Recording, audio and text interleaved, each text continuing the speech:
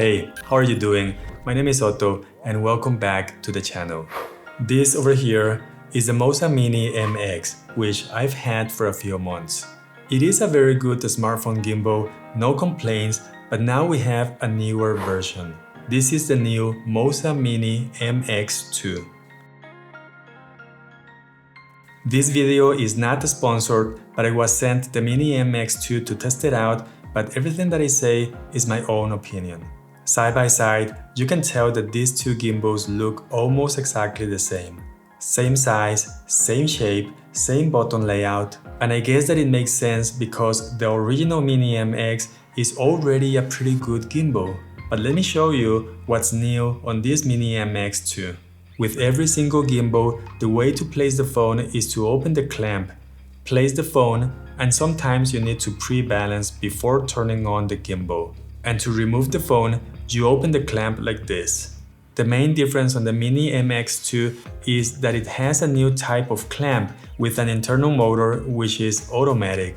All you have to do is turn the gimbal on, the clamp opens, and when I place the phone, it will close and get balanced by itself. When it's time to remove the phone, all I have to do is to press the trigger and then the power button, and the clamp will release the smartphone. There is nothing like this on the market right now, and this will make it easier to set up the gimbal even with just one hand.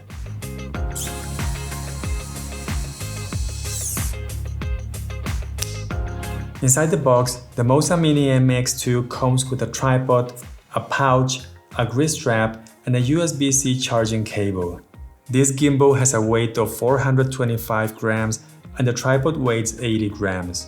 It can be folded for easier transportation.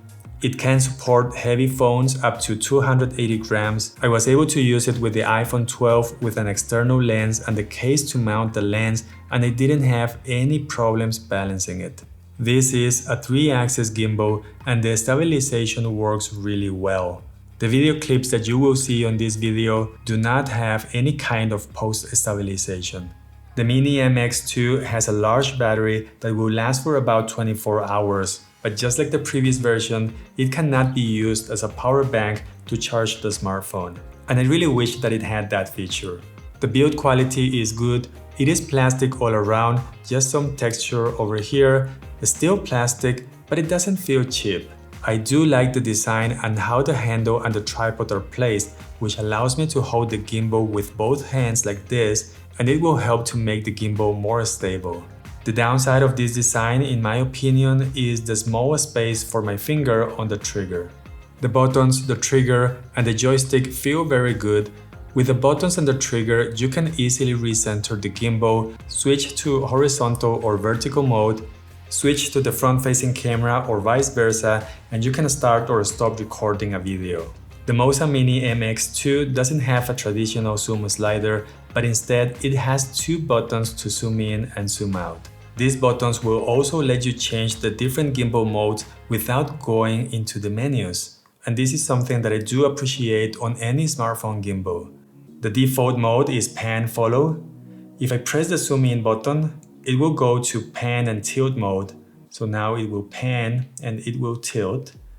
And if I press the zoom out button, it will go to FPV mode. So now everything is unlocked. This mode is also going to let you use the inception mode by just moving the joystick to the right or the left.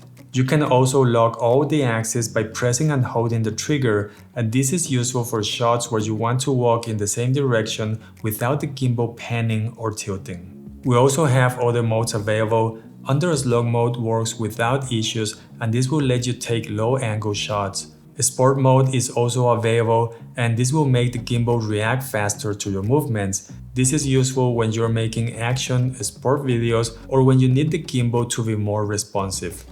The Mini MX2 offers object and face tracking. To activate the tracking, you can select the subject on the screen or you can press the trigger once.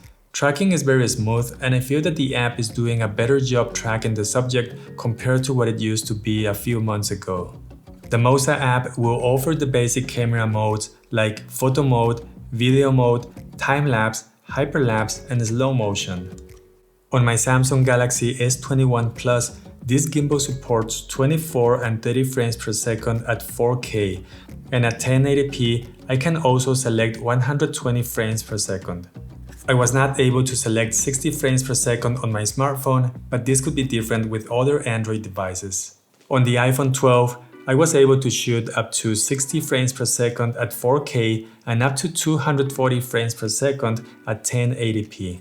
On Android and on the iPhone, you can select Pro Mode to access manual controls for the ISO, the shutter speed, the white balance, and individual controls to lock the exposure and the focus.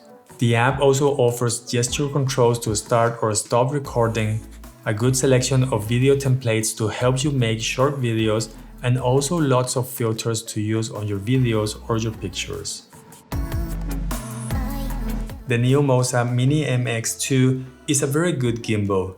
It does a good job doing what it has to do, which is helping people to get more stable videos.